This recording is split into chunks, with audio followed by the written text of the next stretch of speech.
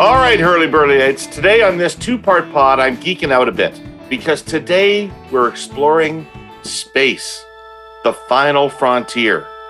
These are the voyages of the starship Herle Burly. Its 3-year mission to explore strange new politicians, dissect strategy and policy, to call bullshit, and to boldly go where no Canadian political podcast has gone before. First up on the pod is Mike Greenley. Mike is the CEO of MDA Space, Canada's internationally recognized leader in space robotics and sensors, radar, satellites, and ground systems. Pretty much all things space. And that's what we're going to talk about today.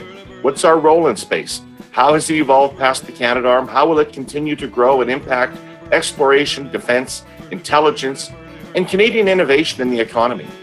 And what the hell is going on with all these unidentified flying objects zooming around lately? Are aliens on the doorstep? We'll get into all of that with Mike.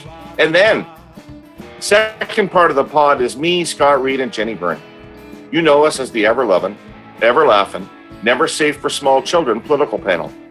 Lots to break down today. There's been new developments in the saga of Annamie, Paul, and the Green Party since our last pod. Among them, Annamie blaming Trudeau for exploiting the situation for his own political advantage. We'll talk about that. There was an Ontario cabinet shuffle last week. 5 ministers were cut outright. Rod Phillips is back.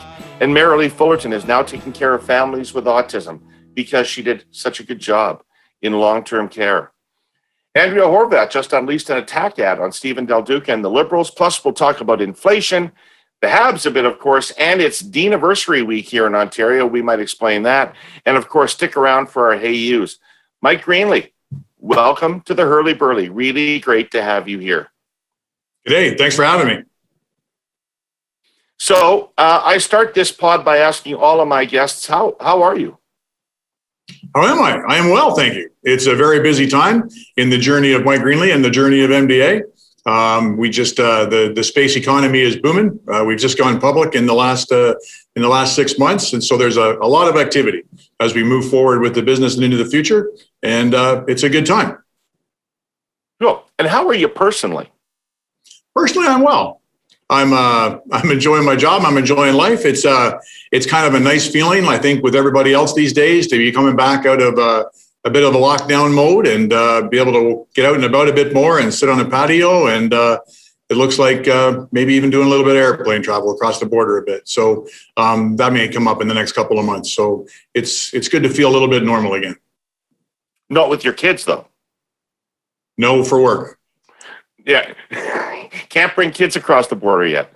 No, just for work. So Mike, all right, this is not the CBC. This is the Herle Burly. So before we get into these issues, I've got to figure out who I'm dealing with here. What kind of person am I talking to here?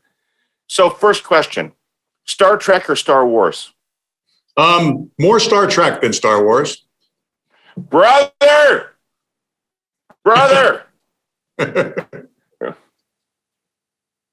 So tell me why. Morning. Tell me why. Tell me why. Oh man, I don't know why. That was just a habit. As I grew up, I watched more Star Trek than Star Wars. Right. Yeah, that's it. Okay. And is Jim Kirk one of the greatest men of all time or the greatest man of all time? I would just have to say one of. I'm sure there's all kinds of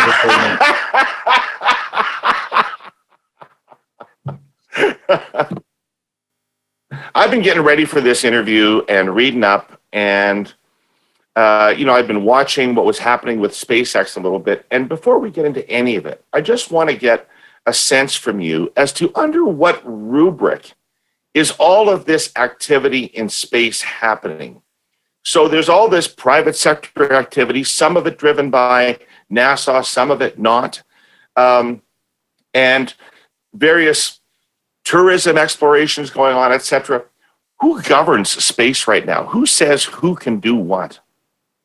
There's not really an overall governing body. There are some regulations in terms of anybody who launches something into space needs to get permission from their host country to be able to do that. So if I was launching something into space, then I would get permission from Canada to do so through our regulations. And then if I was launching on a US-based rocket, let's say I used a SpaceX rocket out of California, then, they would be getting their checks from their permissions from the United States government to be able to do that.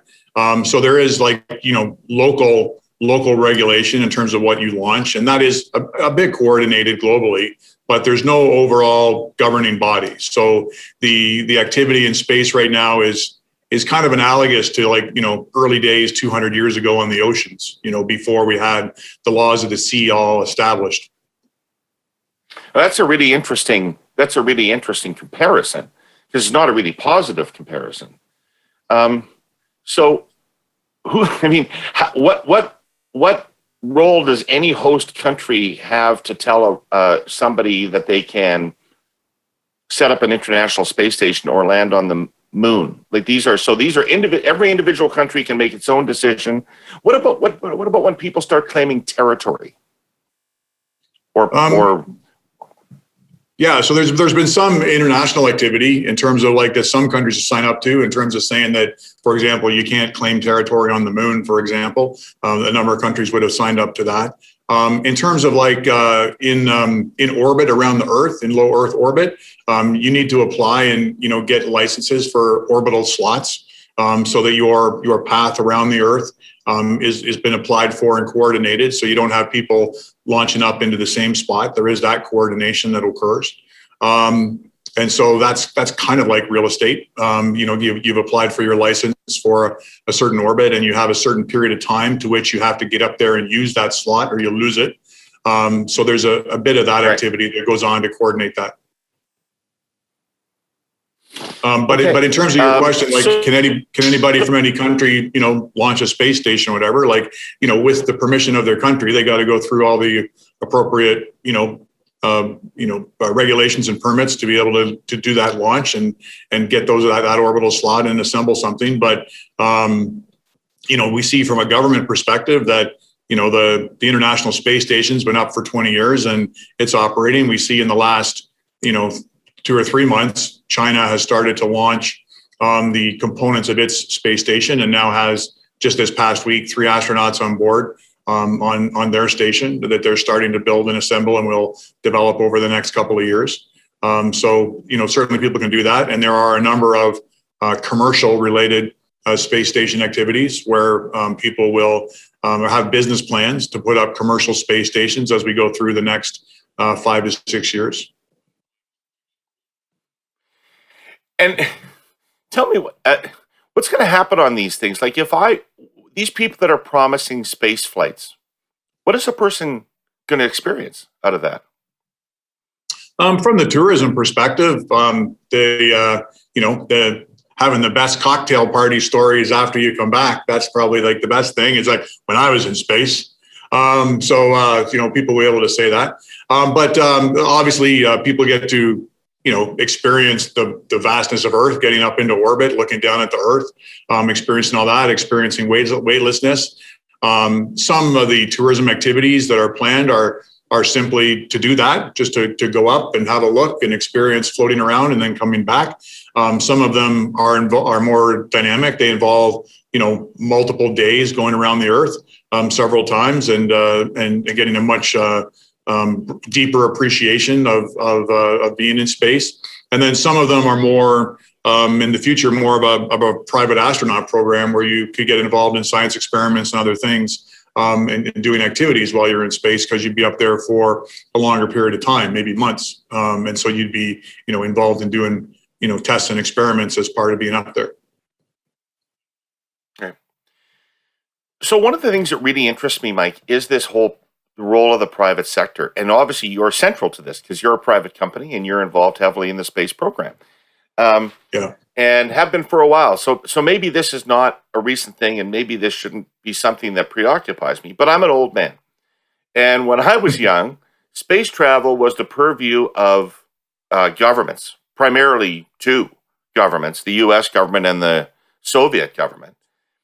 And everything that happened in space travel through the United States was done by NASA. And now it's really a private sector-led thing.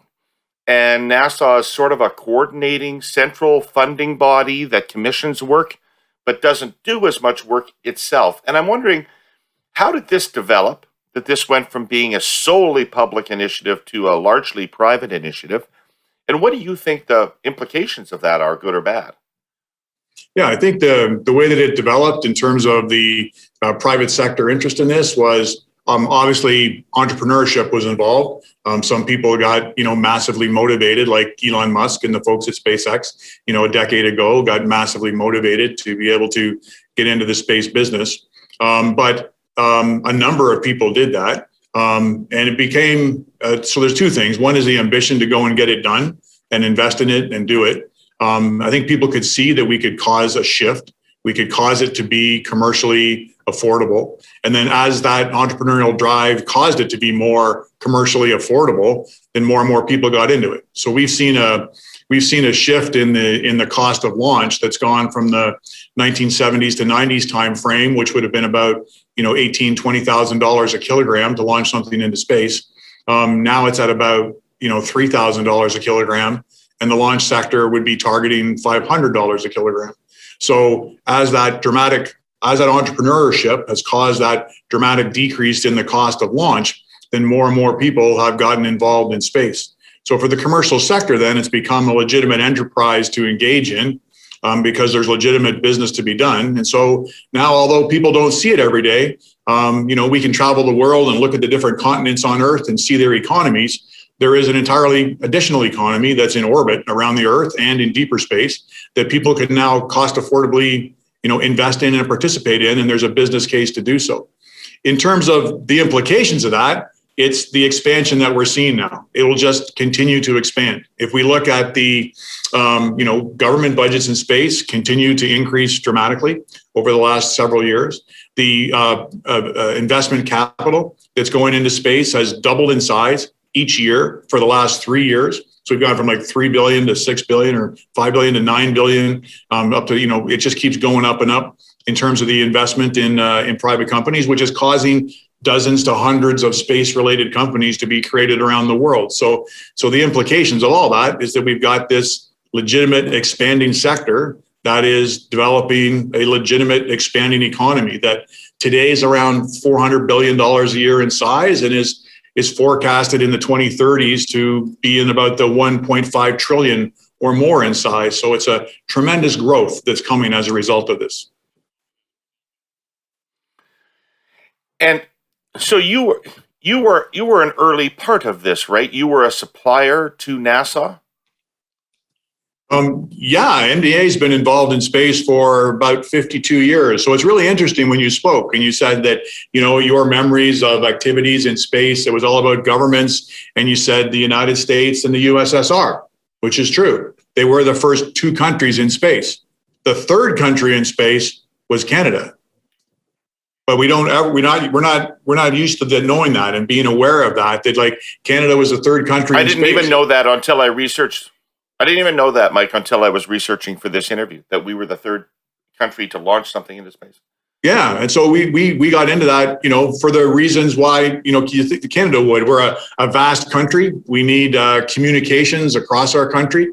And so Canada got into the communications game early in terms of looking at how satellites could be used to provide communications across a vast territory, and then over time into Earth observation in terms of how do you keep track of all the activity around the borders of a place the size of Canada, keep track of ice in the Arctic and ice in the shipping lanes and maritime domains and all the natural resources that you want to keep track of across the country.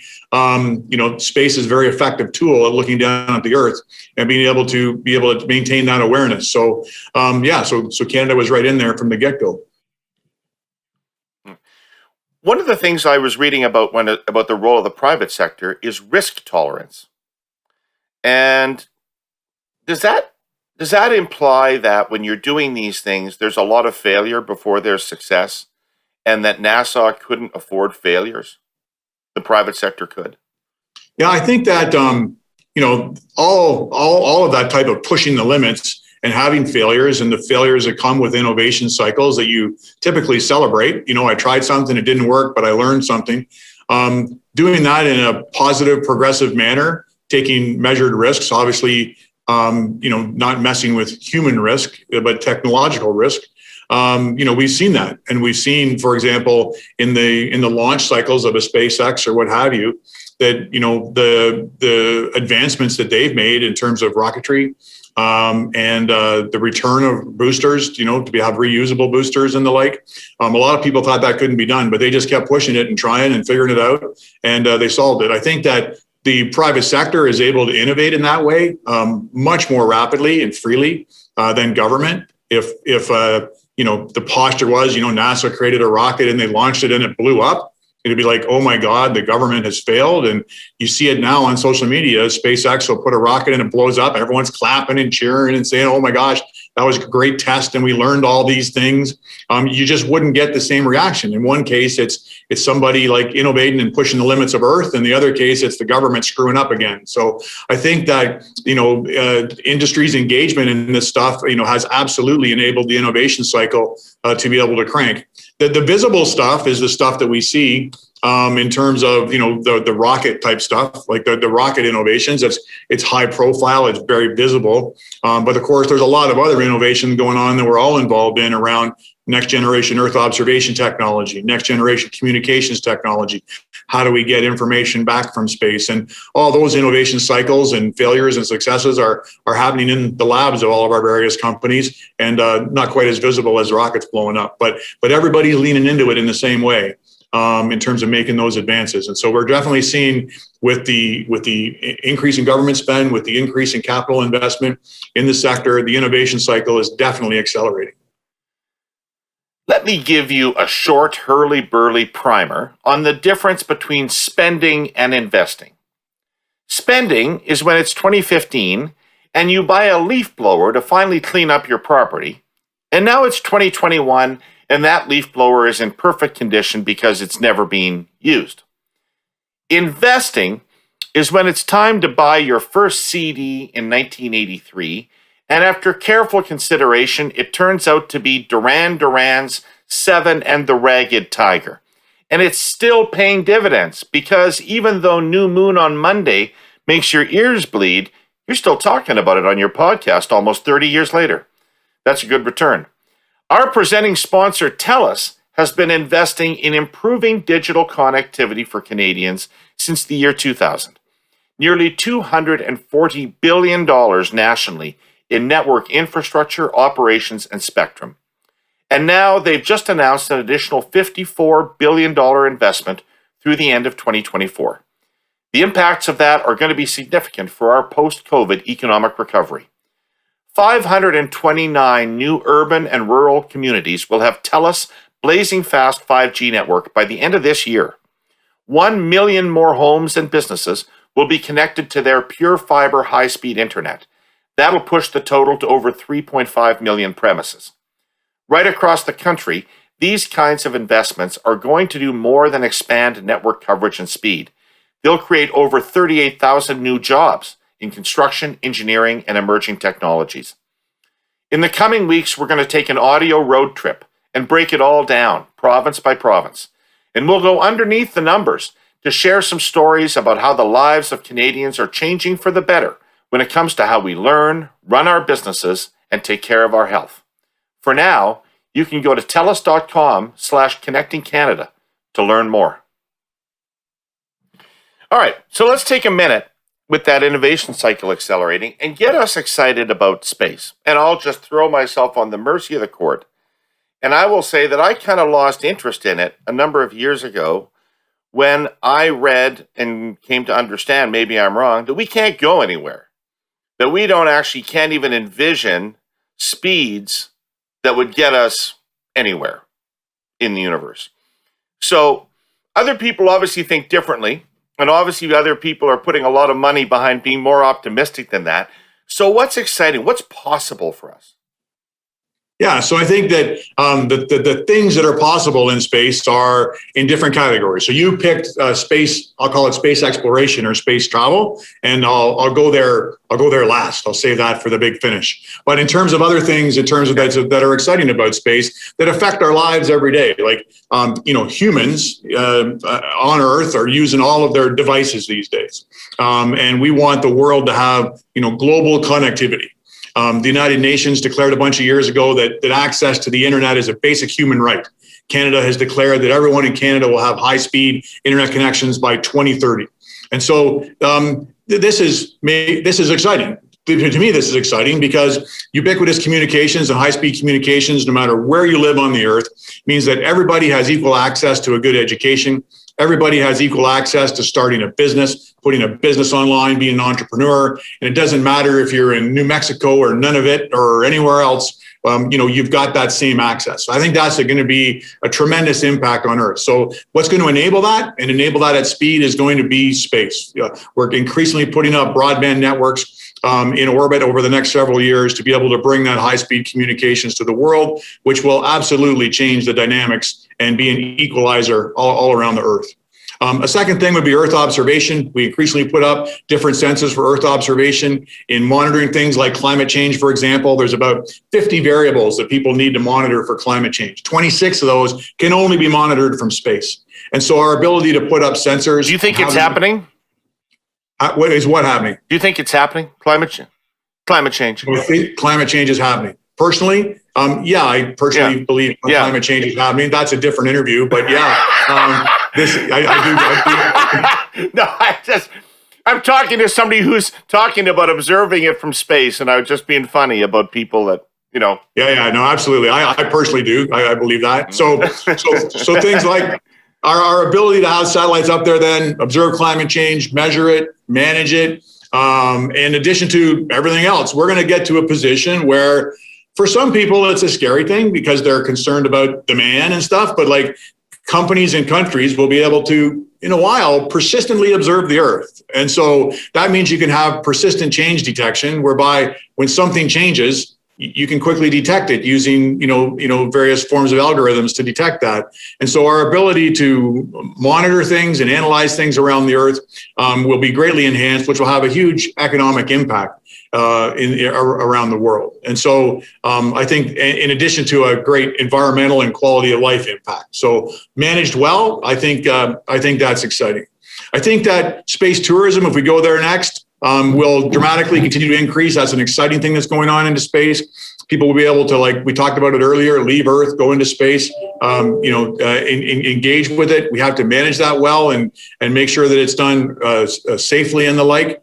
But all that kind of activity is inspiring for people. Like people get excited about that people are going into space. And then the government activities to go to the moon and to Mars and to the moons around Mars, as we go through the next 20 years, will really get people's imagination, I think. As we go through the 2020s, in the 24 to 26 period of time, humans will return to the moon. This time when we return to the moon, we're not going to visit. We're going to stay. The community will build habitats or bases on the moon. We will grow food there. We will mine resources there, create fuel there. We'll have a new space station called Lunar Gateway that will orbit the moon and support activities on the moon. And we see through the program that NASA leads called Artemis, more and more countries signing up to be involved in this. And then parallel activities. We see China and Russia have signed an agreement to build a base together on the moon. So we're going to have, a number of countries by the time we get to 2030 that has, started the process of inhabiting the moon. And communication networks will be established there, everything, which will then send us in the 2030s on to looking at Mars, go looking at the moons of Mars. And then, eventually the plan would be, of course, to get, humans on Mars and take all the lessons from the moon and then have habitats out on Mars. All that activity is, causes a number of effects. It pushes a lot of technology and technology developments that can be a benefit on Earth. It causes humanity to become an interplanetary species. That looks like that will occur. And then that's really interesting. And then all of that dramatically inspires youth. So the activities of astronauts and space exploration catches the imagination, motivates the youth to participate in science and technology and engineering and math, and be able to advance, science and technology and want to be involved in that. It's unbelievable how many people we interview to work for MDA. There's these two types of people, and you see them in interviews all the time. And there's a type of person that's looking for a good job, and they're here to have an interview and use their skills and have a good job. And then there's these other people, and it's in their eyes. It goes, since I was born, since I was 6, since I was 4, I learned about space. I dreamed about space. I always wanted to be an astronaut as a kid, and I want to do things. All my life, I wanted to do things in space. That feeling, that pulse, that like driving these people to explore, what they can do with their minds and what they can build and advance in society, like it's amazing to see, and it's only going to increase the more that we, live in these other, start to inhabit these other planets. Wow. Okay. There's so that is exciting. Can I just ask you? There's a couple other side effects that I didn't mention that will come. 2 more I should mention. Sorry. One is on-orbit manufacturing. There's a growing business to come in on-orbit manufacturing to be able to use sensors and robotics and spacecraft to assemble things in space. That'll allow us to build different types of satellites, but also different structures. And then there's a world that's being discussed in the sector of space mining. There's about 17,000 asteroids that are reachable from Earth that have a wide range of different, minerals and ore and the like in them. And as we, advance into the future, and there could be some minerals that we run out of on Earth and or choose not to mine Earth to its full extent, there will be opportunity to be able to do asteroid mining and have that support humanity as well. And so that's going to be that's a few years out, but people are really starting to work on that now, which has an economic benefit, but also an Earth preservation benefit. Are you expecting that environmental assessments are going to be less onerous on the moon? Potentially. Can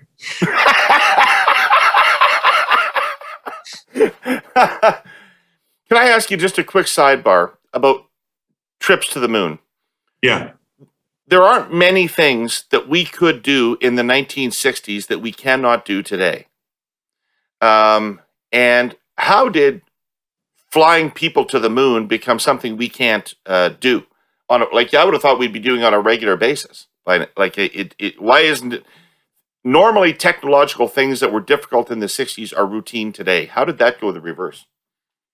Yeah, and a number of people thought that once we started doing that you would keep doing it, right? And we took like a very significant break as society there in that regard. So I think, I think it comes back to the original sort of reason why. So the reason, why did we go to the moon in the 60s? We went to the moon in the 60s so that, the Americans went to the moon in the 60s, so that they could do it before the Russians. There was a mini space race that was going on.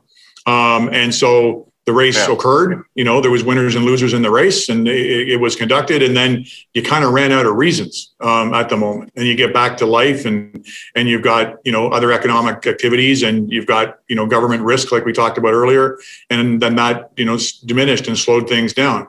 Space continued in the background. It's a highly innovative, collaborative international community. Certainly the International Space Station was essential and critical. The whole generation of space shuttle and space station were critical to keep everything going.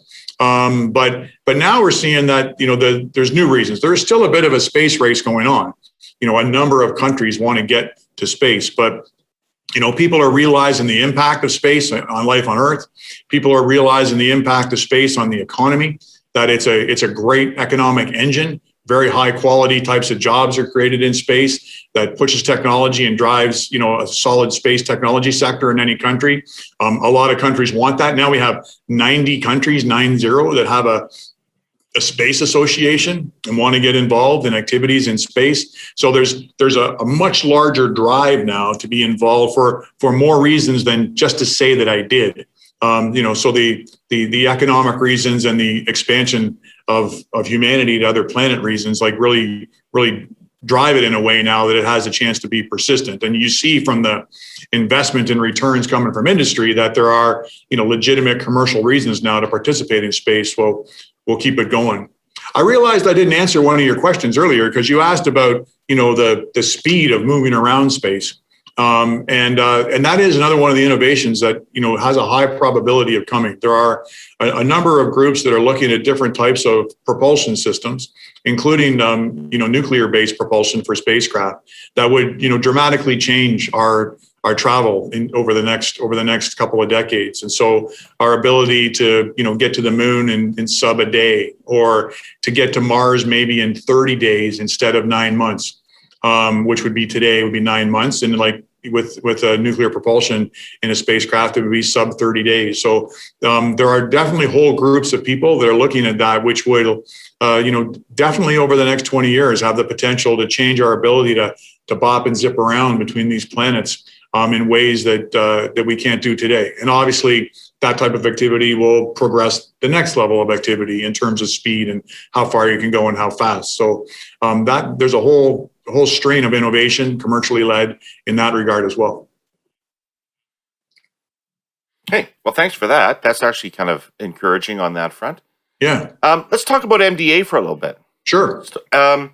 So there is not much more that is iconic in Canada. So I have friends who hate the word iconic. They'll be all over me. But there's not much more iconic in Canada than the Canadarm and the image of the Canadarm in space. And that was invented by MDA back in the 80s. Yep. Right? And now you've been commissioned by NASA to do the third iteration of the Canadarm for this Lunar Gateway project. Yep. In the time since you invented the Canadarm, Palm Pilots have come and gone, Nokia has come and gone, BlackBerry has come and gone. How are you still the leaders in this robotics area after all this time? The experience that we have. So like the knowledge that we have and the experience that we have. So Canada made a strategic decision. So back at the space shuttle days, Canada made the decision that it was going to provide, in its collaboration with other nations, it was going to provide the innovation that was going to drive robotics for the space shuttle, and then really stepped on the gas and accelerated that into the Canadarm2 for the space station. And so that's obviously a very strategic decision that worked out extremely well. So we got that role. We did that innovation. All that technology has worked extraordinarily well. And the hundreds of people and hundreds of companies in our supply chain that are involved in these things, have all that experience now in the country. And so when you go to do it next, there's a phrase people use that is space is hard.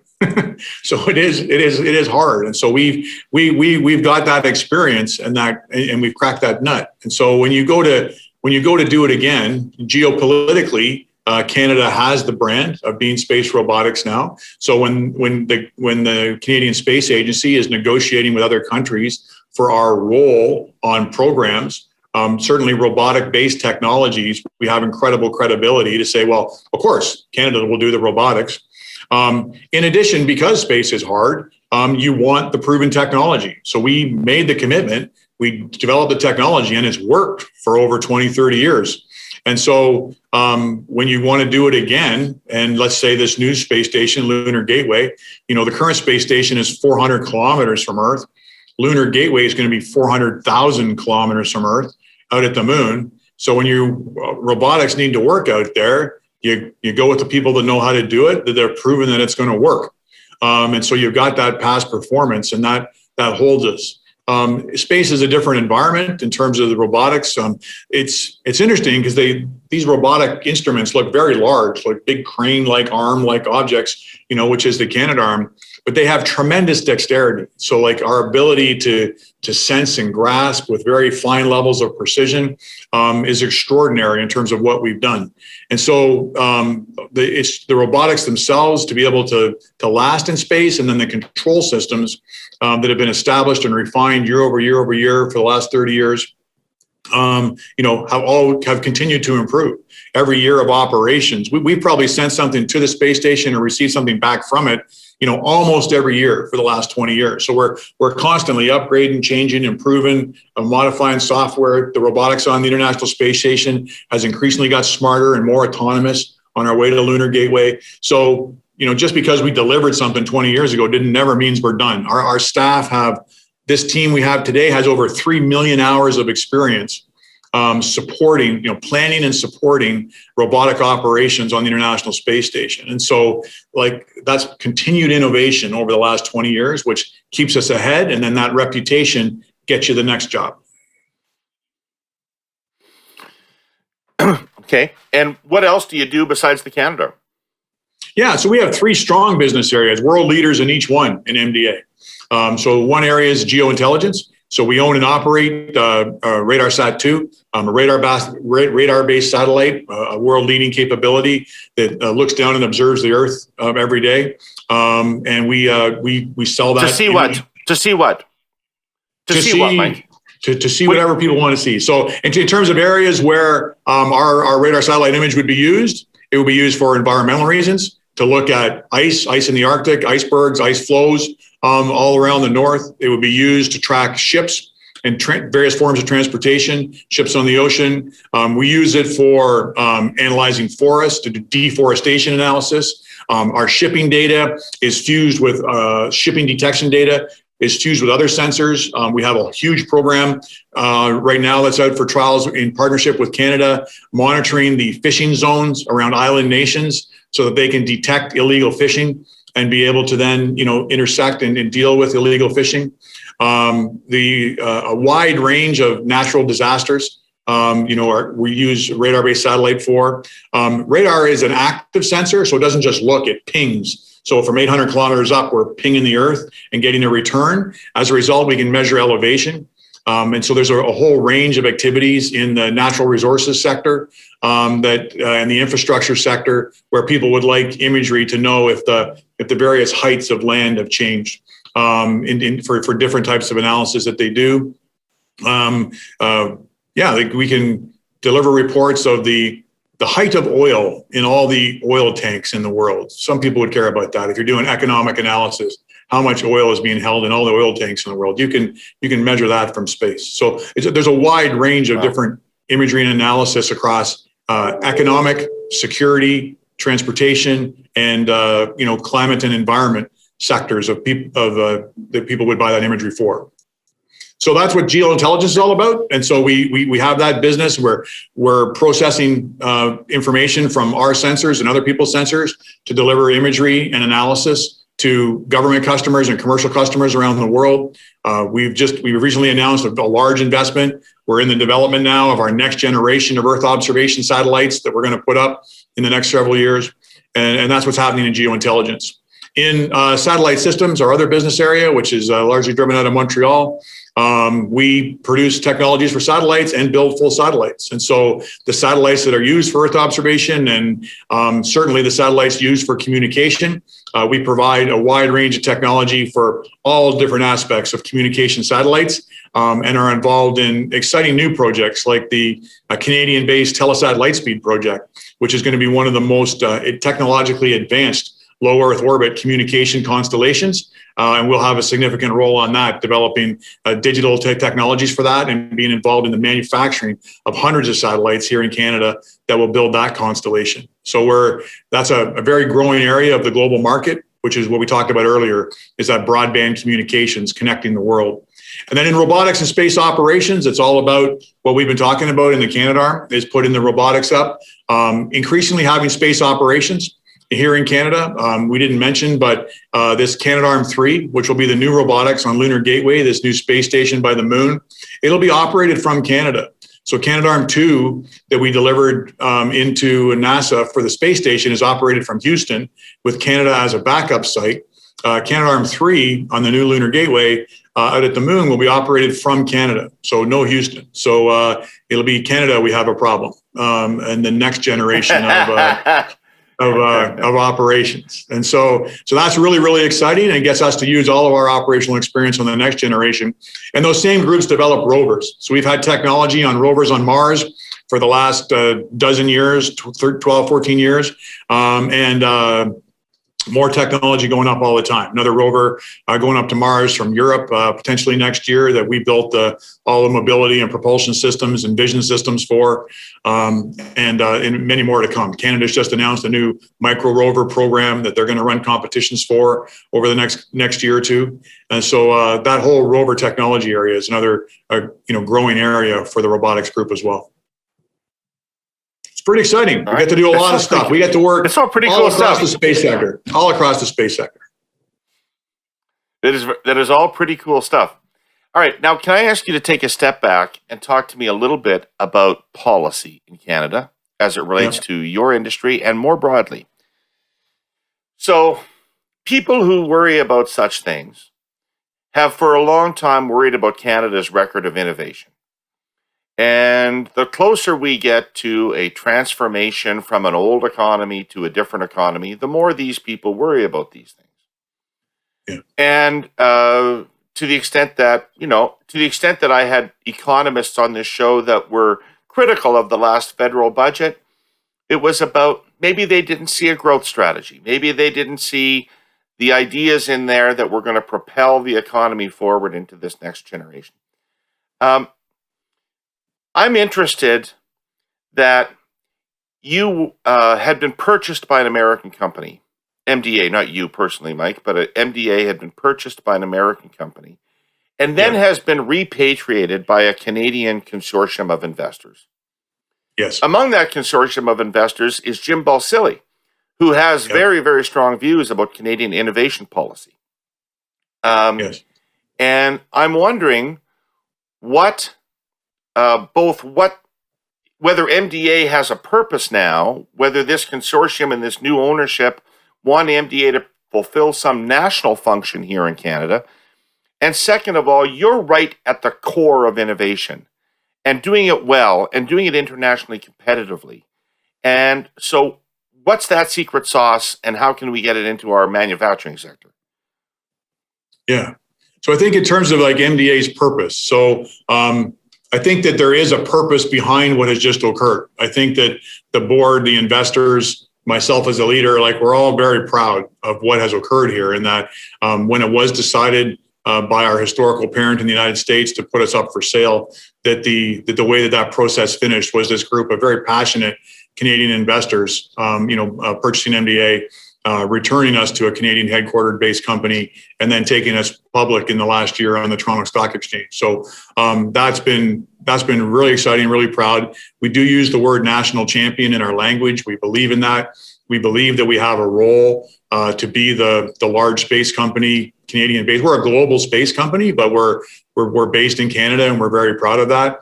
And the fact that we get to engage a broad supply chain across the country to be able to do that is exciting and a serious responsibility that we take seriously. So that is definitely a thing with us. In terms of innovation and what makes it work and the drive, I think that, and then your government comments on government policy. And I've been involved in a number of different panels and stuff around this thing and different groups supporting government. And we regularly get back to the conversation around making decisions. I mentioned that, we are world leaders in space robotics because Canada made a strategic decision back in the 70s, that we were going to do the robotics. We are a successful space company because Canada made a strategic decision 50 years ago that they were going to be the third country into space and put up space-based satellites and communication-based satellites. And my Montreal business, which goes back 60 years, has been with that every single day ever since. So those were government decisions where they made choices. They picked areas that we were going to enter and be awesome at. Frustration comes often when, quote unquote fairness, it comes into it, where Canada has always had a bit of a challenge. The phrase always being picking winners and losers. The government can't pick winners and losers, but the government does need to pick strategic areas where, we do have a chance to be able to go and lead the world and get behind it. When the government gets behind something in a vein of technology or the economy, then they can be the anchor customer for that.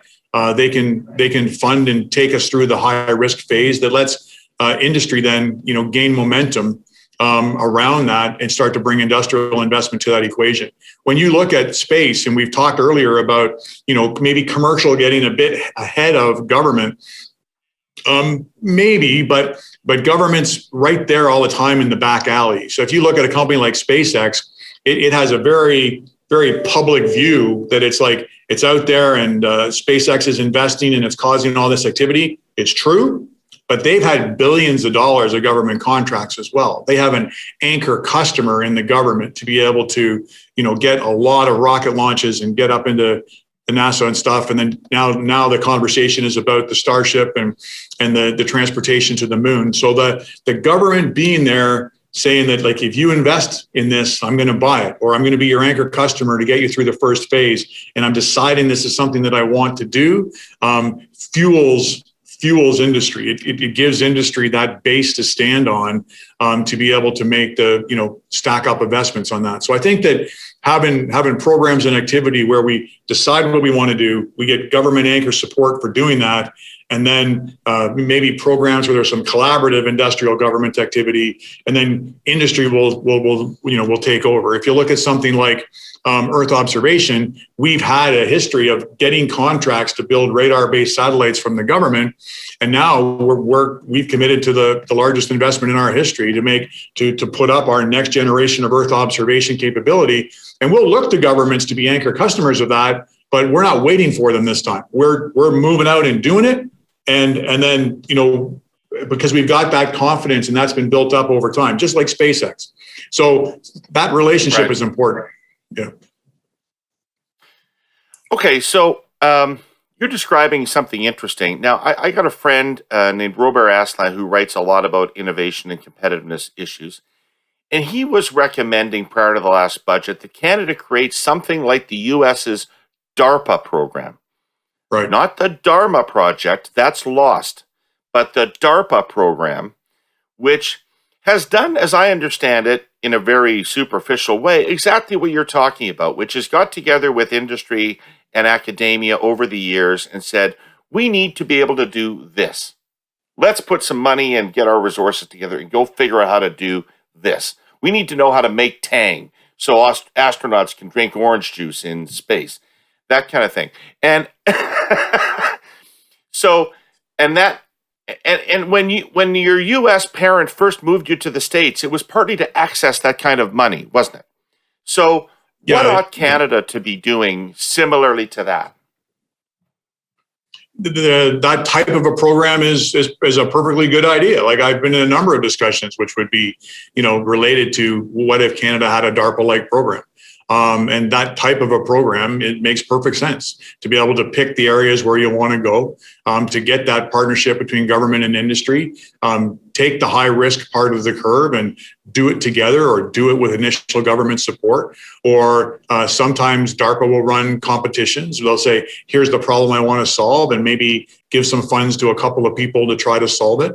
And there's been any number of companies that have continued with their maturation and got to the level whereby they became a legitimate startup and started getting venture capital and going on, but they never actually got the government job. But they broke the back of their innovation cycle and technology development on a DARPA-like project or an innovation competition of some kind. And so that makes sense. And making those picks is a thing. I have every meeting I've been in. The hardest thing is for Canada to make picks. Yeah. Okay, but what are you going to say back, Mike, to your colleagues in the business community who've been saying for 40 years, they've been saying it so consistently and successfully that one of the leading economists in Canada, Frances Donald, who's in her 30s, didn't know what industrial strategy was, had never heard of it. That's how driven out of Canadian discourse this has become. So what would you say back to business people who have consistently said government's too dumb, too slow, too corrupted by special interests to make these decisions? We need to find a way of making those decisions then. Maybe we need to have, some sort of forum whereby, industry can work with government to help them make those decisions and put the business cases on the table for the different picks that need to be made. I realize that opens the word you used a second ago of special interest, but there still needs to be that engagement to be able to become educated and informed about what the opportunity is. So maybe in a DARPA-like environment, there needs to be a front end of that where industry can educate and inform government, saying, like, if you put money here, this is what we can cause. That's just in real time thought. Maybe that needs to be done, but it doesn't change the fact that it needs to be done. We just have to figure out how to do it. Okay, and so your view is that the public sector, that government has a real role in spurring on innovation in our economy.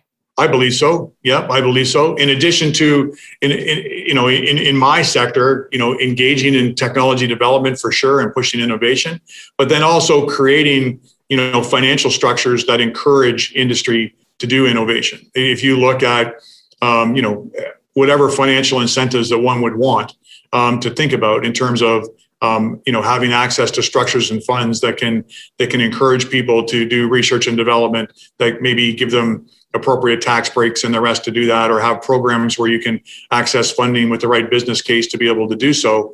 So in both of those ways, I think that's relevant.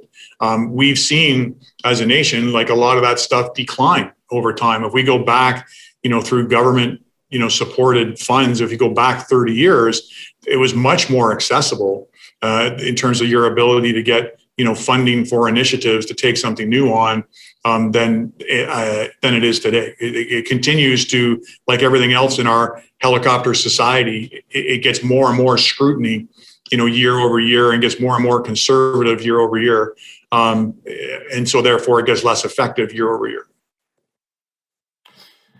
What you're talking about, some kind of strategy, it just seems to me like a no-brainer. Like for our previous years of existence, what we were going to sell to the rest of the world to make ourselves prosperous was obvious. It was sitting around us in terms of natural resources, trees, oil, minerals.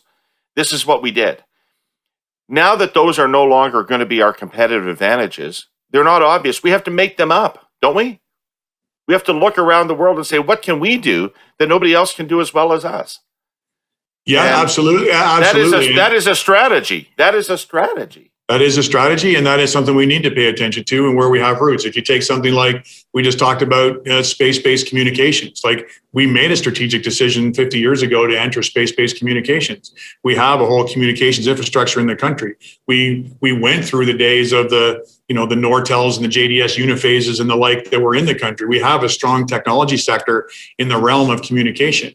We're about to go back through an economic wave of global communication enhancement through space. So that I just pick an example that I'm familiar with because we're in this conversation, but that's a legitimate, it's in the DNA of the country. We have an academic base, a startup base, experienced engineer base around communications, and we can go and make something out of that. But you'd put that on the table as one of the places where you can go and where you can grow into the future and rally around that. Okay, Mike, we're almost out of time. This has been such a fascinating conversation, but I'm not going to let you go. I'm not going to let you off the hook without really breaking the news to us. And I've got you here, and I know the government reports officially are supposed to be coming out in the near future. But what do you know about these aliens? What's flying around out there? Surely to God, something has found us. What are they? What's going on? Give us the straight goods. Unfortunately, I have no insider information on that regard compared to anybody else. I do personally believe that if you look at the size of the galaxy and everything that's going on, it's certainly possible, but I do not have any insider information. No reports have been slipped to me, so I'll have to wait for the news like everybody else. I don't believe you. This is a cabal, right? You've been to Roswell, haven't you? No, You've been to Roswell. There's no inside club. There's no inside club. All right. Mike, thank you so much for this conversation. And I hope you continue to be, first of all, best of luck with everything you're doing, but particularly with the Canadarm, obviously. And, please stay involved in Canadian economic policy and helping advise the government because you're right on the cusp of where we're needing to go. Yeah, we want to do that. It's really important. Thanks very much for the time today. Okay. Take care. So, our sponsor, CN, is replacing itself. Literally. It's becoming a new railroad, piece by piece. It's a long-term project, to put it mildly. Actually, it's sort of endless. You see, steel rails wear out, eventually. So do ties, the big posts of wood rails are bolted onto. They bear the weight of millions of tons of machinery, year in, year out, in heat waves and deep freezes. Now, rails are a lot more durable than they used to be, considerably tougher than the earliest rails, which were made of wood. I did not know that. Rails are much longer nowadays, which means fewer joints, which means a smoother ride, and they're made of super high quality hot rolled steel. But like I said, they still wear out. So CN replaces hundreds of kilometers of rail a year and hundreds of thousands of railroad ties. CN is meticulous about it. Finished ties must be laid a certain way and cannot be handled with tools. Rails must be unloaded by cranes, cannot be dropped, and must never be struck by a hammer or any other tool. And it costs money, a lot of money. CN will be spending about $3 billion this year replacing rails, ties, and a lot of other infrastructure. That includes rebuilding road crossings across Canada, fixing up bridges and signal systems, and even culverts. That in turn means jobs, community partnerships, hundreds of millions of dollars in local spending, and tens of millions in taxes paid to various jurisdictions along CN's network.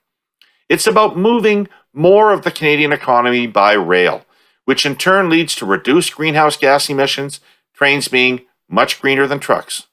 But it's mostly about safety. At CN, safety trumps everything. CN is serious about running the safest railroad in North America. It is Tuesday morning, and that can only mean one thing. That means I'm with Jenni Byrne, and somehow Scott Reid forced his way in. So, hello, both of you. Hello, hello. Hello. How are we Tense. feeling? Verge of Game 5, how are we feeling? I'm a little bit nervous. I don't know. I think maybe I got nervous watching last night's game. My God, the poor Islanders fans. The poor Islanders. I'm way nervous.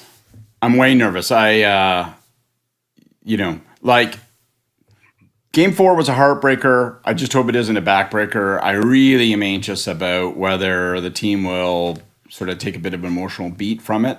But, they've surprised. Every time here's the good thing. Every time I felt down and pessimistic and hope is lost, these guys contradict me. Every time I start to feel like, wow, we're really cooking, I think we're going to win this thing, then we lose. So I'm in the, my bizarro world luck hopefully should work for us tonight then, because I'm feeling very, very anxious. I think that, Jenni's been more steadfast with them than you and I have. But I think, you and I, they need to believe in themselves more than you and I believe in them. That is for sure. Otherwise, they won't win. I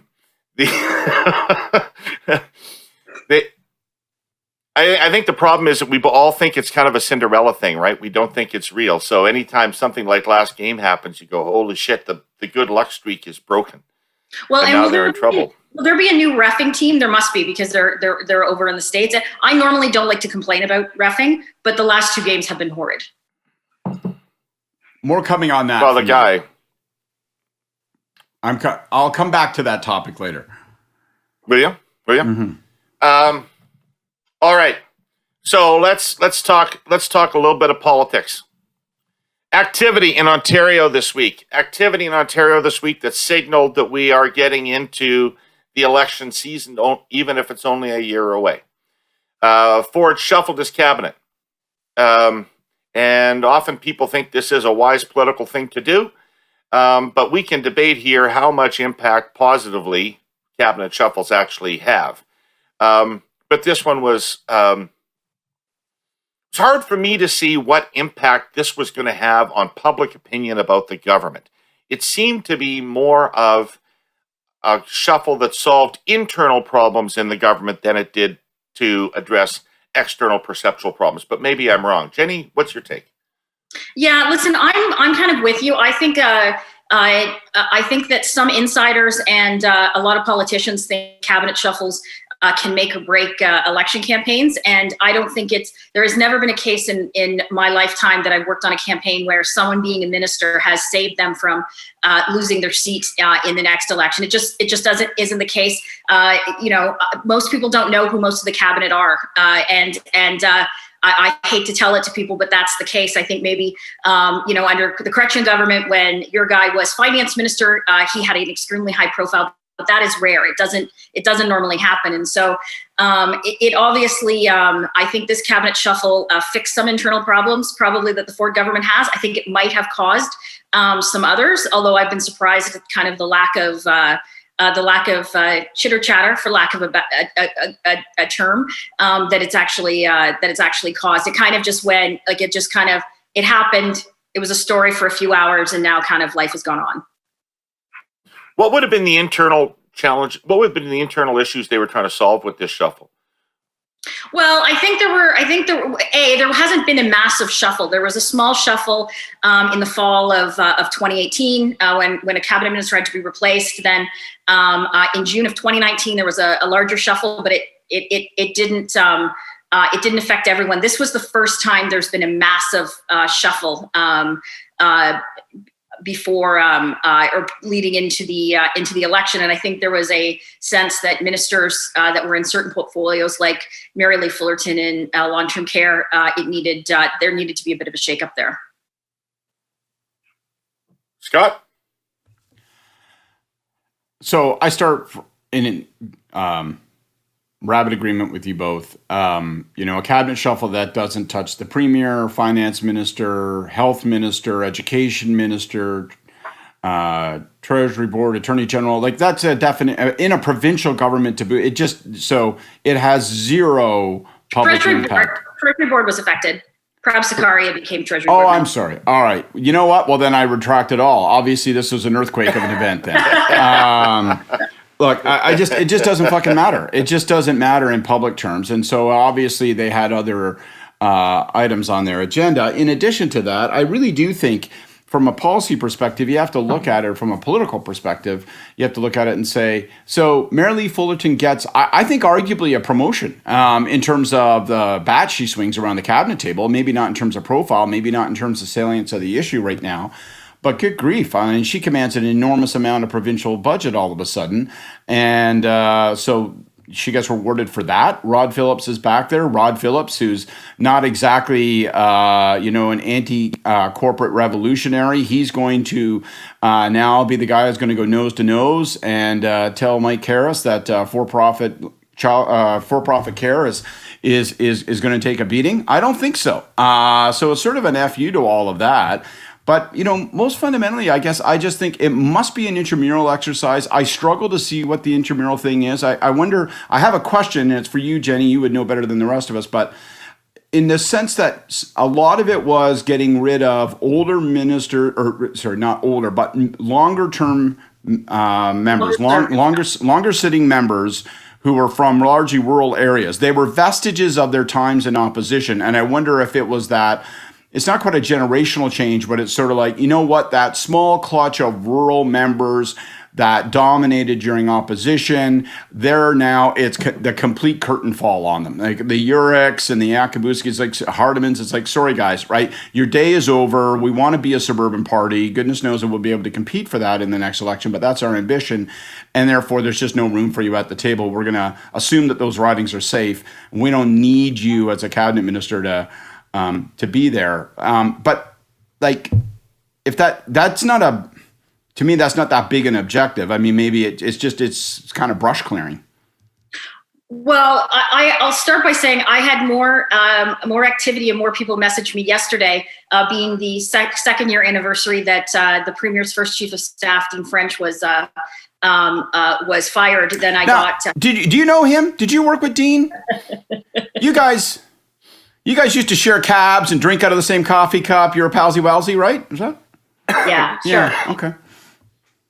And so I think, Scott, to your point, I think that will be the kind of the demotion of MPPs that have been have kind of slugged it away in opposition and mostly rural. I know that some of the media reported that it was rumored that these are the ministers that spoke most strongly in cabinet regarding lockdown measures, not supporting lockdown measures or wanting it to be regionally, because their ridings, of course, were much less affected by COVID than what suburban and urban ridings are. I'm not sure if that's fully the case, but I think it goes back to, I think there is a sense among some in the Ford government that appointing people in marginal seats to cabinet will help their chances in the next election, which, as I said, I've never seen happen. Just practically, people don't care. And also, if you want to actually practically look at it, like if I was looking at it as a campaign manager, it means that those people have much more responsibility now in terms of government responsibility, and won't be able to do as much of the constituency work, door knock on the weekends, attend events, what have you. So I think that that's kind of what the government was thinking when they did it. In terms of Rod, there have been rumors circulating for months that he was going to be back. The premier felt that he had served his time in the penalty box. And to be fair to Rod, it was never an issue of competency in terms of when he was removed in January after the St. Bart's vacation. I do think it's interesting that he went into long-term care. And I'm not sure whether, and this could be reading too much into it, but I had a couple people say to me, this might be that even though Christine Elliott has signaled that she's running again, there's a sense that she may not. And there could be a possibility that Rod in long-term care means that if Christine decides not to run, that long-term care as an associate minister under health, that he could step in sometime in the next year and take over that. I'm not sure how much truth is involved in that, but that was some of the speculation out of Queen's Park this week. It's interesting because, I mean, putting him in that job is a statement of some kind. I just don't know what statement it is, but it's a very deliberate move.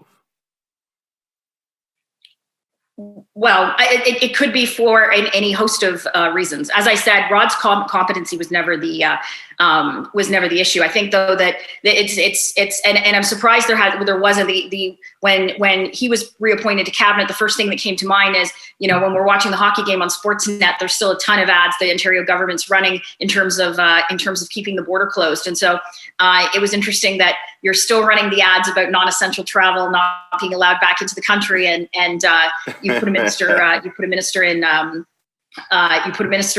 who had an international story on travel. But I think that's more of an indictment on Andrew Horwath and Stephen Del Duca than it probably is on anything in the Ford government. Can I throw out one additional thought, maybe a thesis, and then Jenni, you can tell me why it's wrong.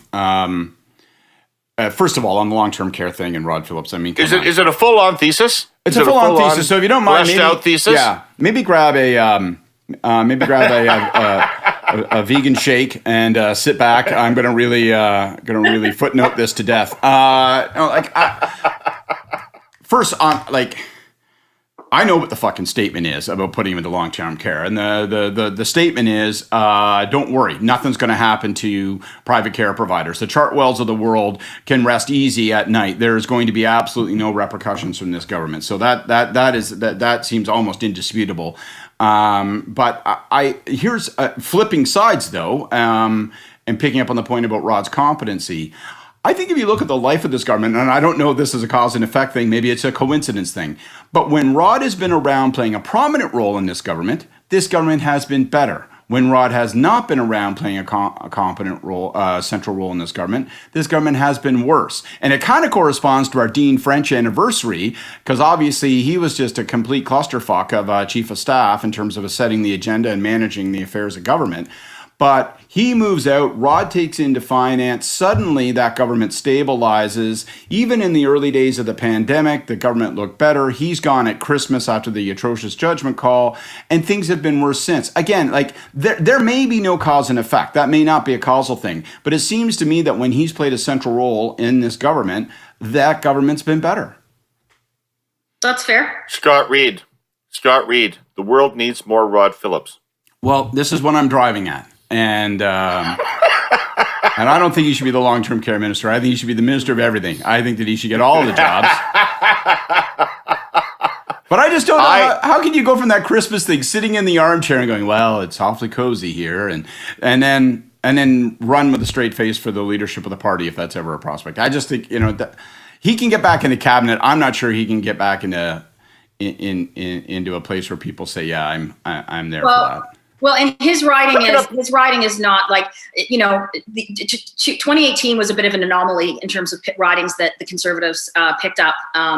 And Ajax is actually one of probably the weakest Conservative riding in the Durham region. Definitely one of the kind of weaker, less strength of the Conservative vote in the eastern part of the 905. And so even at the current poll levels, where depending on where the Ontario PC party is, Rod is going to have to work hard for his re-election.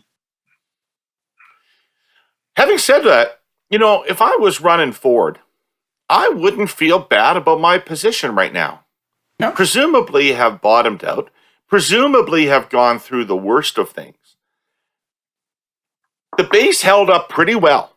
The core vote held up pretty well. Never dropped below 30%, hung in the mid-30s, always was in the lead, and is getting an almost perfect split between the Liberals and the NDP in almost every poll.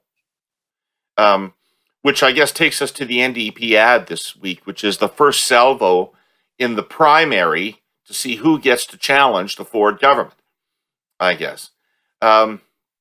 But just take a step back. Do you think I'm nuts, Jenni? I think they're not in bad shape to get reelected. No, I think they're, I think they're fine. I think the biggest hit that Conservative leaders have taken during COVID over the last kind of 14, 15 months is actually with Conservative voters. And in terms of, small business owners, it's not just Doug, you've seen it with Jason Kenney as well. But I think people are starting to feel a little bit better about COVID. I think that, we were behind in terms of vaccine distribution, but Canada's catching up now. It's the summer, so people are outside more. And so I think that that's going to, I think that is why you're seeing kind of the poll numbers for Jason go up. You're seeing the poll numbers for Doug kind of, I agree with you, kind of bottomed out just because people's mindset is different. So, but I think that for Doug, for example, and we've talked about this before, and we probably will get into this as well.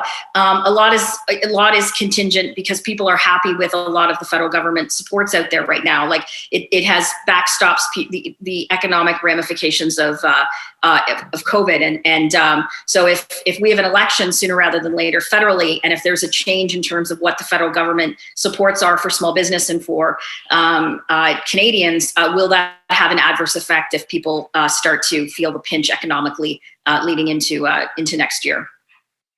Jenni, do you like the NDP ad? I thought it was actually pretty good. The one with Del Duca where they have his face move weird. Yeah. I thought it was actually a really clever ad, and I think it's smart.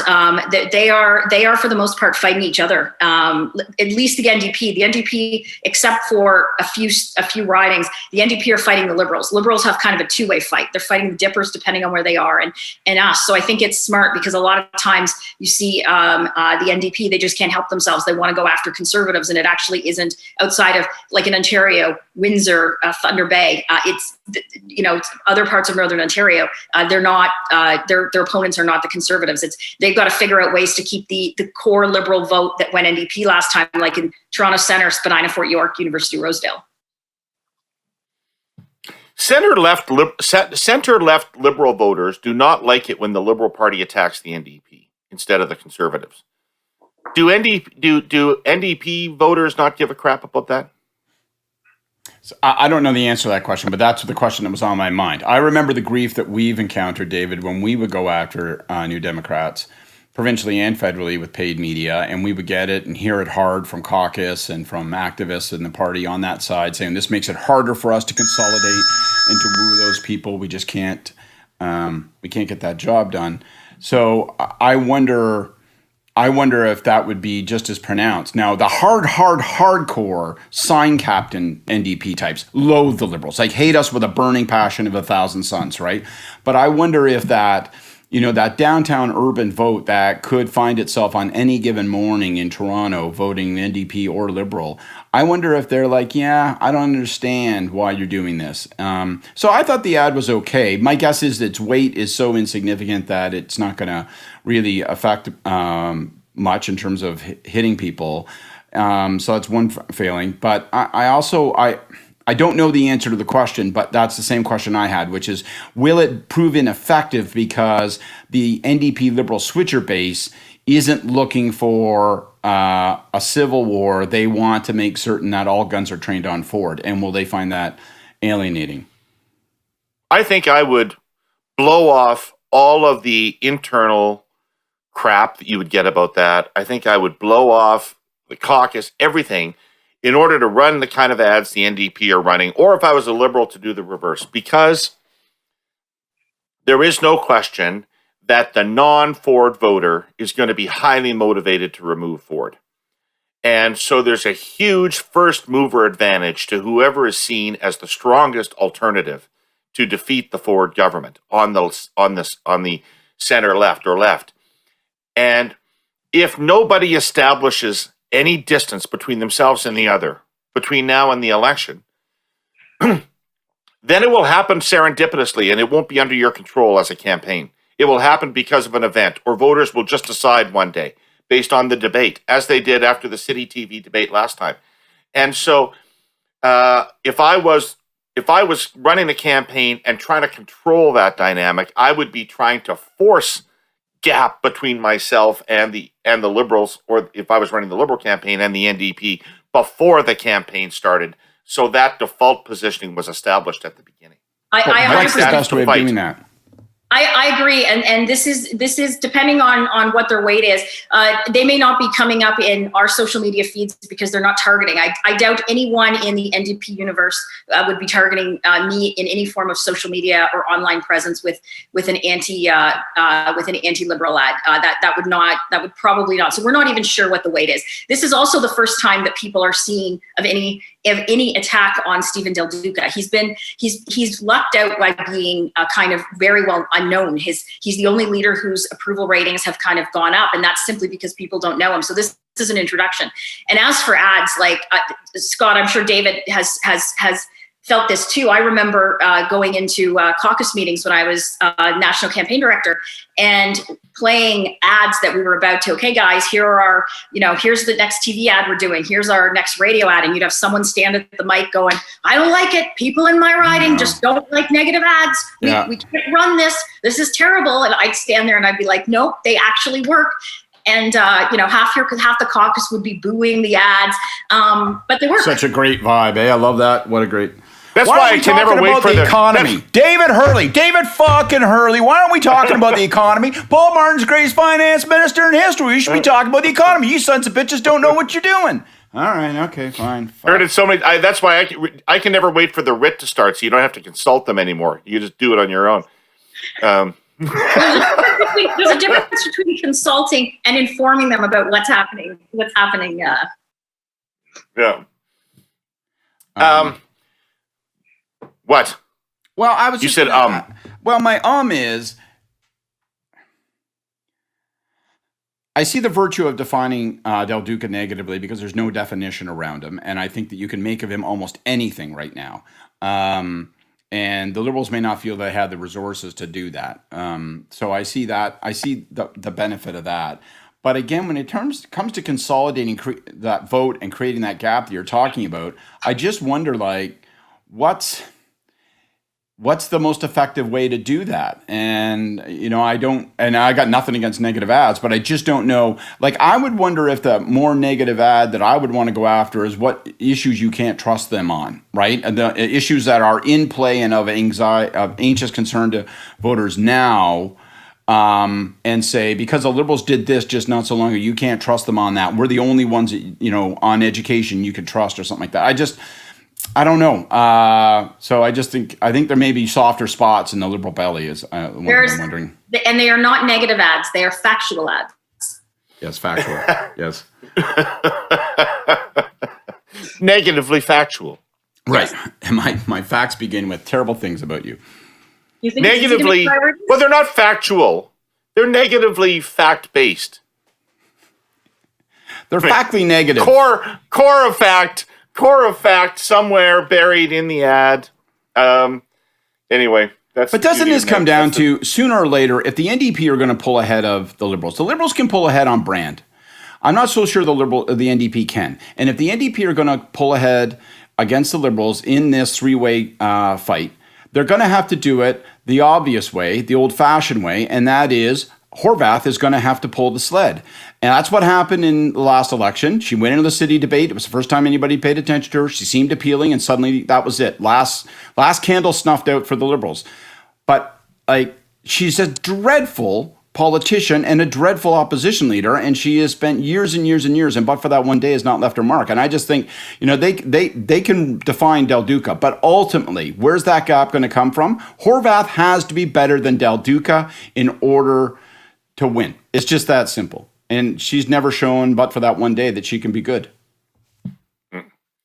Well, I know this. I know that vote is not going to split evenly by the election day. The anti-Ford vote will not split evenly by election day.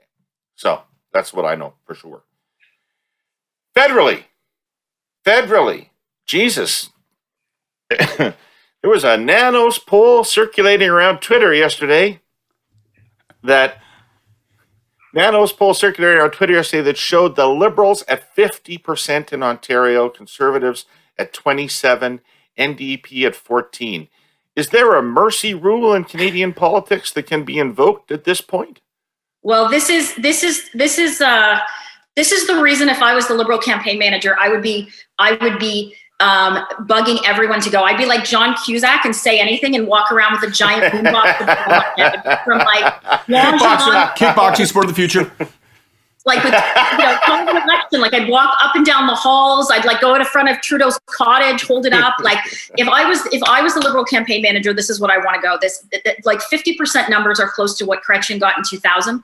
The combined vote between the Alliance and Tories that were, I think, in Ontario were close to 26 or 36, I think, and that came in with 2 seats. I think with redistribution and one party and what have you, that could be less than 10 seats for Ontario in the for the Tories in the province of Ontario. So these numbers are very, Nanos is higher, but if you look at any of the public polling out, it's consistently, I think 44-45% in Ontario is the lowest that we're seeing the Liberals with, and that's, their majority is paved in Quebec and Ontario. They could easily have the election won by the time they hit the Manitoba border.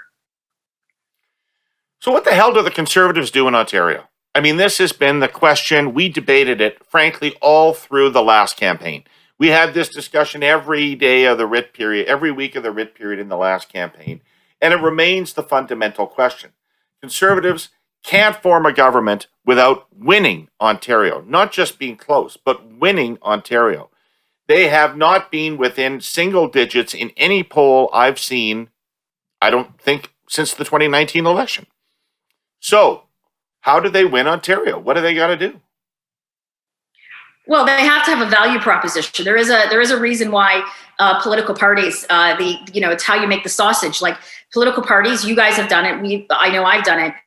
You have a narrative. You have to figure out who you're appealing to, and of course, we're talking about suburban Ontario, parts in the 519, the 905, obviously the 613. And I think consistently we saw it a little bit more with Andrew, less so with Aaron, is they don't really know what they're standing for. They don't really know what they're running. It's a hodgepodge of issues. And I know I've said this before, like leading into the 2011 campaign, every statement, SO31 we had was talking about Michael Ignatioff's risky coalition with the separatist Bloc Québécois that would raise, that would institute a carbon tax and raise the price on gas, groceries, and anything that Canadians need to buy. And the media rolled their eyes on it. And that was what the first week and a half of that campaign was on. And we've seen over the last six months is that it seems the party, the Conservative Party, is chasing every shiny bauble known. Like if you go hunting mini rabbits, you're only going to act like you're not going to get any.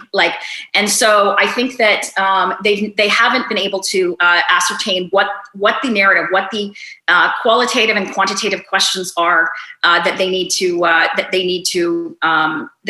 contrast themselves with, especially the Liberals. And it's getting pretty, and they're almost running out of time if they're not already out of time. I think that the latest the Liberals will call the election will be the first week or two of August, but I can tell you it must be awful tempting for them to be wanting to basically walk out today and say, we're in this, guys.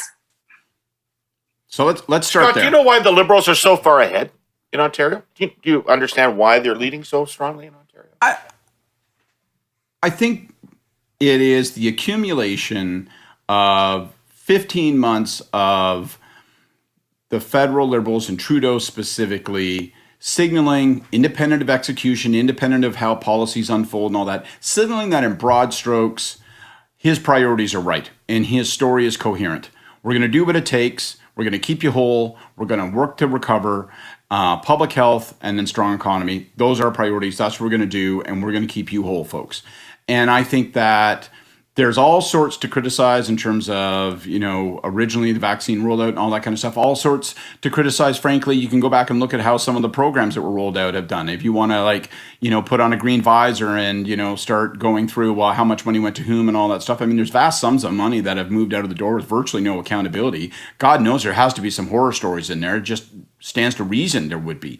I just don't know that that's going to actually track with people. I think fundamentally Ontario in particular feels comfortable with the value proposition, with the coherent story from Trudeau. So I think that makes it tough. And, but I want to take a step back. First, I've been the guy saying you guys are talking like there should have been an election earlier in the spring. I never thought they were going to go for that. I've always thought they were going to go for an election in August. I now am revising that. I think if these numbers are replicated, I just don't think I'm falling in line with you guys. I just do not think it's possible that you even wait to the beginning of August. What's the purpose? You have to cast your mind forward. If you're thinking, well, I want to capture a sense of enthusiasm and things are starting to really roll, and if you assume that moment doesn't last forever as things rebound and open up, I think you call that election in mid-July and for early September, and suddenly that might hit the sweet spot. And I don't know what the difference is between calling it in July versus calling it in August, really, in terms of downside. Like, I think that might get you a good dead month where that broad storyline just stays in place and people don't really have the luxury of paying attention. So my feeling is that most of the speculation that we've seen around when the election call will come is going to end up being shy. I think they're going to go in the next 2-3 weeks.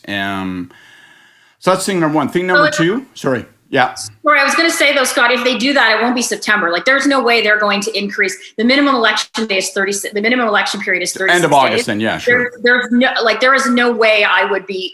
And I don't know what you think, David. There is no way I'd be recommending that they go even 42 weeks or what have you. No. Make this as short as possible. Make it as short as possible. Not 1 hour longer than it has to be. So I'm assuming just mid-July it takes you to the last week of August, first week or two of September, somewhere in that zone. That's all I'm thinking. But I think an election call in July, it just feels to me like, unless those numbers are a mirage. But if you're at 103% in Ontario, I mean, I think you just go, time to go to the bank and cash this fucking check, man. Come on. So that's thing number one. Thing number two, in terms of the Conservatives, to your question, David, I think the only play is around an issue where there is no coherence and an election, and you may not get punished for that. You can invent coherence and hope that when people are paying an elevated level of attention, maybe that will reward you. So I think they have to have a kind of a Reagan lunch bucket economic prescription. That's where I think the Conservatives would go. Not deficit hawks. Stick with the plan.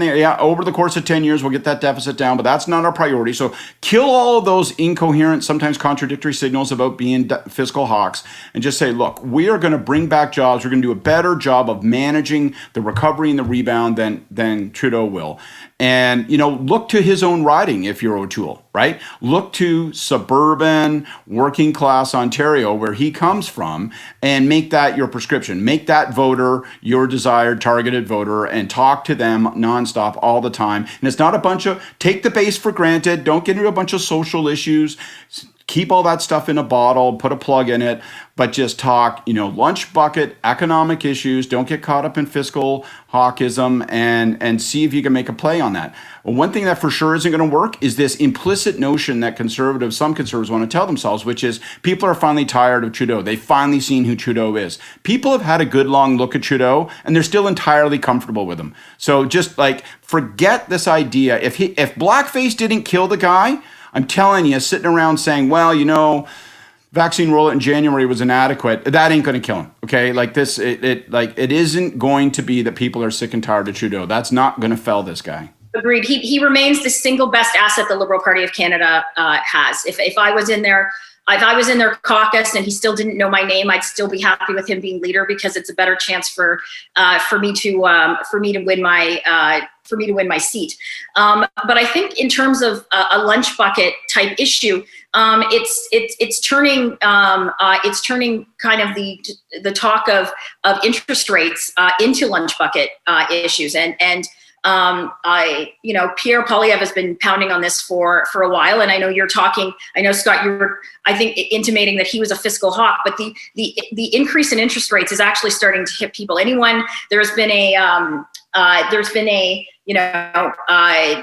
huge amount of costs that have gone up since between last year and this year, over 3% in different circuits. Inflation, you mean? Interest rates haven't gone up. Yeah, inflation, sorry, which will eventually. Just want to make sure. I apologize, sorry. But gas has gone up 43%, vehicles 5%, furniture 10%, housing supplies. If anyone's doing renovations, if they waited to do renovations now, in terms of materials from last year to now, has increased significantly, and it's become extremely impossible for anyone to buy a house. Stats Canada will say that the consumer price index will say that housing prices costs have gone up minusculely, but that's month-to-month payments. That isn't the fact that if you went to buy a house March of 2020 versus March of 2021, there's been a 30% increase in most homes. Condo markets in places like Toronto are exceptions, but if you're looking to buy a home, they have gone up, and so it's become less affordable for people, for the middle class, so to speak, to be able to buy a house and to be able to pay their bills. And I think that there's got to be a way that the Conservative Party can translate. Those are the issues. Those are the people they need to be reaching out to. Yeah, I think that's interesting. I mean, I don't know whether the interest rate inflation story has enough time to gel. But what I do think is that all of the things you said, Jenni, are true in terms of what people have experienced in terms of inflation in core necessities, food, housing, gasoline, transportation, etc. It's been offset by some other things, but I don't know that people calculate that. They've seen inflation in areas that matter to them. And every party agreed the last election was about cost of living. And cost of living was a huge issue in 2015. And it's been a building issue all through the 2000s as middle class, working class voters feel like they're losing ground. I doubt that's changed. So I suspect that there is some potential in working at, are the Liberals cavalier about what's happening to your cost of living and the affordability of your life? So I think that's one issue where the Conservatives have some traction. I'm not sure it's an inflation story or an interest rate story. It may just be a cost of living story. Well, I think they are cognizant of it, and I think that's why they're going to want to go as soon as possible. Like between March and April of this year, inflation rose by 0.6%, which doesn't seem like a lot. But if that happens every month, you're looking at, in 1 year, a 7.2% increase or somewhere around there in terms of inflation. And so I think they're completely aware of this. I think they're looking at the same numbers. I still think the Conservatives should go on it, but I think that if I'm the Liberals, before this becomes top of mind, or before this is really actually affecting Canadians at a broader area than it's broader range than what it's happening now, that's part of the reason why they want to have an election. I think they're fully cognizant of what is coming down the pipe. So I agree with all this. I agree with all this strenuously, and it is exactly where I was going in terms of lunch bucket economic type issues, and just And I think you've got to try to recreate Churchill in 1945, right? And everybody talks about that, but what does that really look like in this dynamic?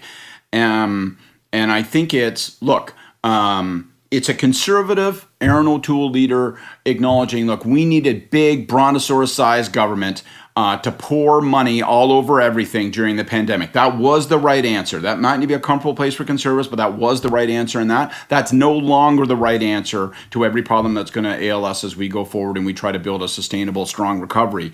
And, everything is getting more expensive. Now, that may not be true, and that may not, and there may be lots of arguments against that. But, I would be hammering on everything is getting more expensive. It's going to keep getting more expensive. And if your only answer to that is to pour money out of the government boot on top of it, we're going to end up in a bigger problem. So we got to get a different balance now that we're out of that pandemic. And I think, you work in jobs, you work in sort of, just kitchen table issues, that starts to give you something to work with. And then the pièce de résistance is that the Liberals, because they've been in government, and we've all been in government, and we know how it infects and warps your brain, and how everybody says, well, we must be responsible. There's a very high likelihood that the Liberals will be tempted to debate the economic policy merits of that, and they will correct them that the Bank of Canada said that they're going to maintain a low core interest rate policy for a long time. And there's a big difference between core inflation versus overall inflation, and that the Conservatives are deliberately misconstruing and all of that would play completely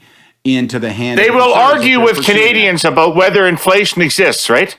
That's right. They will argue with Canadians about whether inflation exists. You can't put gas prices in there. That's not part of core inflation. Sit down and shut up, lady in the town hall. Like, that's the kind of mentality that happens, and it does. It's all supply chain problems. It will work itself out.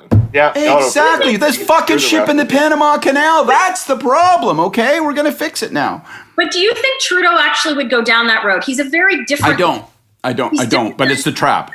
He's different than Harper. He's different than Paul. My guess is probably Paul will be the same as Harper, want to stand up and actually talk about, get into a debates like on economic, on all of supply chains and all of that kind of stuff. I don't think Trudeau is there. I think he's ruthlessly political. We've seen him mature, I think, especially in the last year.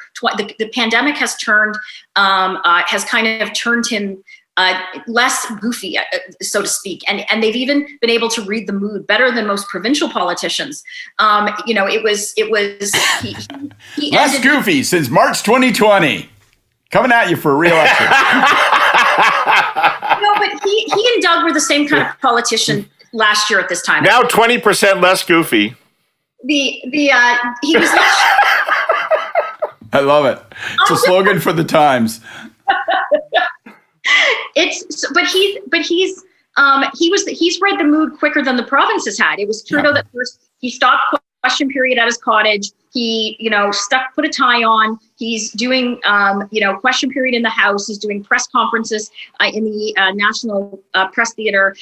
He's kind of been able to read the mood a little bit better than some provincial politicians. And I think that also importantly is I don't think the Liberal campaign is going to make what I think was a major strategic mistake in the last election, and that goes back to our talk about factual negative ads, is they did none of that during the election. They would spin stuff out. We know about pushing out, obviously, Andrew's speech on same-sex marriage leading into the campaign, which was destabilizing for weeks for the Conservatives.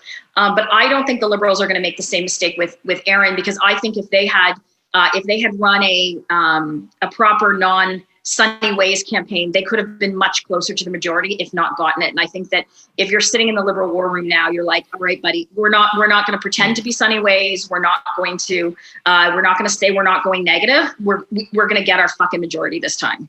Yep. Agree with all that. Oh yeah, Scheer got away easy for sure. Yeah, I agree with all that. They're going to be. Hey, let's spare a minute here for Annamie, Paul, who took an extremely bad hand of cards last week and played it badly. Well, Scott, let's start with you. What do you think about what happened last week, and is anything salvageable at this point?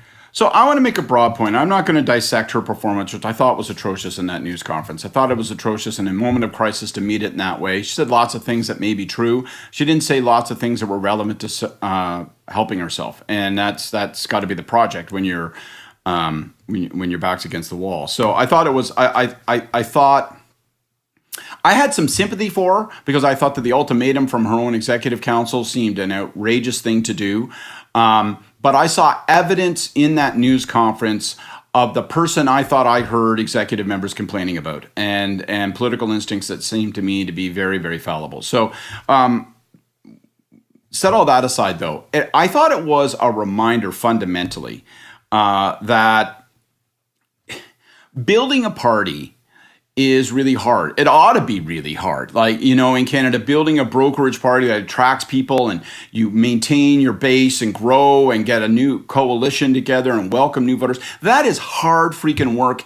And it takes a unique political leader that can balance the paradoxical imperatives to, one, widen and invite others, B, exercise the discipline and control necessary to keep that ship tight and working. She should have short sheeted her own advisor at the beginning of that process when he made that statement that appeared to attack their own caucus members. She shouldn't have permitted that to go.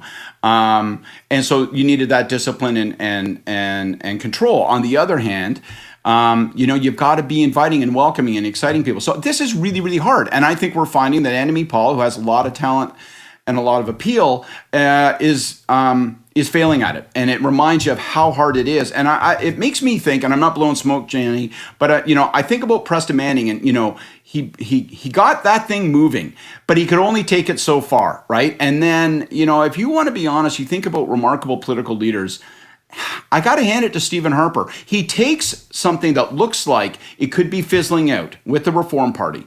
He manages to knit that marriage with the old Conservative Party, creates a new party, which essentially is his party. And you've forgotten about the important Stockwell Day Bridge. You've forgotten about the important bridge between Manning and her. That's what I mean with it. Looked like the vehicle could be running out of gas, right? I mean, it's a remarkable set of skills where he was able to grow and grow and grow that new party's base and support while being so disciplined. And guys like me used to knock on him always. He's Mr. Control, and he's straitjacketing everybody. Well, you had to straitjacket everybody. So we just look back to the political alchemy involved in what he pulled off there in those years. It's a remarkable thing, and we're witnessing someone else fail at it. Now, she's got greater disadvantages, smaller party, but it's really hard work, and that's why it's hard work. But that's not Annamie Paul's fault. If we're talking about who hasn't grown the Green Party, that would have been Elizabeth May. It's not like Annamie Paul started the Green Party. It's been decades. It's Elizabeth May that has moved it at a turtle's pace of no seats to 1 seat to 3 seats. But she wasn't Harper. Annamie Paul wasn't Harper. Harper would not have permitted this crisis to occur and unfold and eat him up.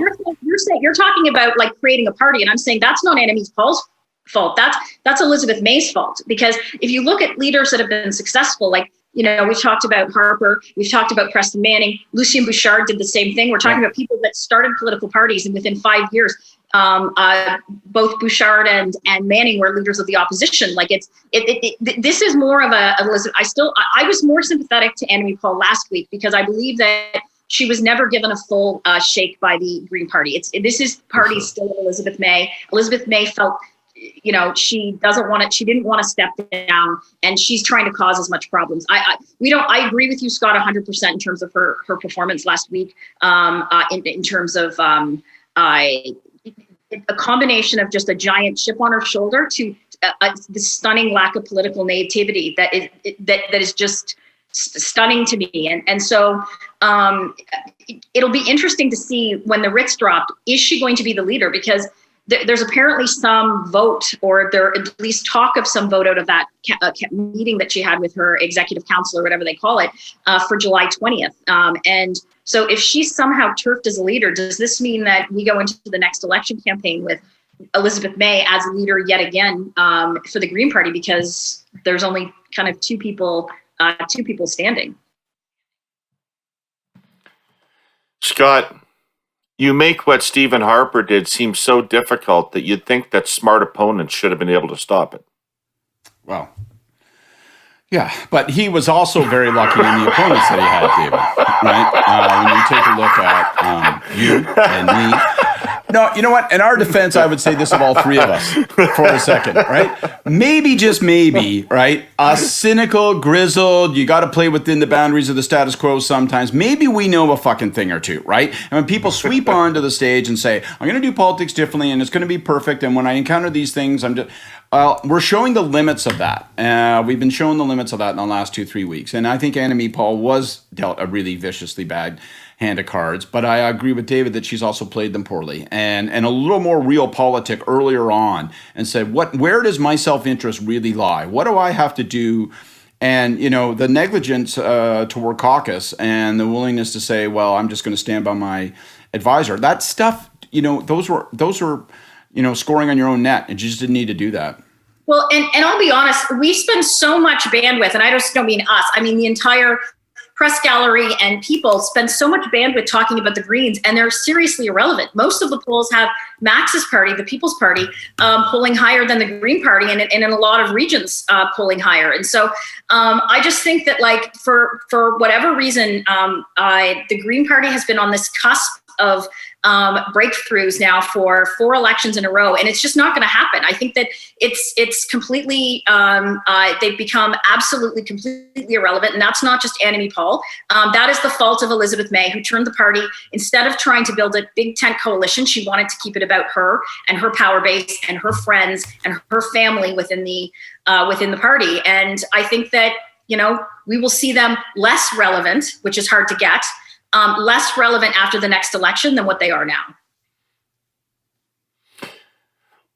Ooh, that hurt. All right, but fair. So, who wants to start with a hey you? Well, who wants to lead us out of here with a hey you? Go ahead.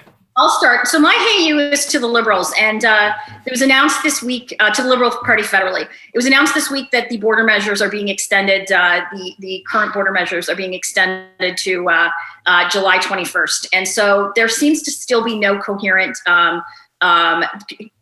border policy, and there is more and more pressure from the U.S. and there's more and more pressure from especially communities on border communities that have been solely affected by the close of the border. And I think there's been a stunning lack of understanding as to what these rules are, because the border is completely closed for Americans to come to Canada in any way, flight, by land. The same is not being held is not for Canadians. So Canadians can't cross the land border to the U.S., but they can fly there, as I know very well. So I think it was a good start that the Liberals have announced that those Canadians that are fully vaccinated do not have to quarantine or go through the 14 days because they are fully vaccinated. But I think there has to be more of a signaling as to what coherent policies that we are going to have in terms of opening up the border, because it is affecting the economy in a very negative way. There's going to be entire sectors in the country that may not recover if the full closure goes on much longer. So yeah, the announcement yesterday seemed a bit half-baked, didn't it? Completely. Well, it seems to go without saying, like, this is the purpose of getting vaccines. Like, vaccines people are lining up with in record numbers to do this, because politicians, health officials have said that once we get vaccines, we can go back to normal. And governments have to actually start making decisions that that's the case. And they are in the US. You've seen even, it's not just Florida. There were images out of concerts at Madison Square Gardens last week, a full capacity. And so I think that Trudeau has to, I know he's been loath to involve himself on this stuff. He would prefer to have the provinces do it, but the border is his bailiwick, and this government needs to make the decisions on stuff. Yeah. I've got family that are in the United States who are Canadian citizens. They have children under the age of 12. Those children are not permitted to have vaccines.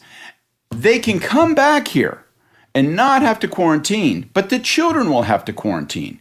So what sense does that make? They're all in the same household, so the adults can leave that house and wander around and contact other people, but the children cannot. So obviously, therefore, you can't quarantine small children like that. So they can't come. So it's super disappointing and not coherent. You can't go, all right, whether I like it or not, the medical guidance is this, and now I can draw a straight line to the policy. It's just frustrating as shit. All right, you got a hey you, brother? I sure do. My hey you, I told you I was going to bring this up later. My hey you is to Chris Lee, NHL referee, or so he claims. Now, I know nobody likes a sore loser, but you know what? I have always, if nothing else in my life, been a fucking sore loser, and I am mad at Chris Lee. So my simple appeal is this. Okay? Do something else with your life.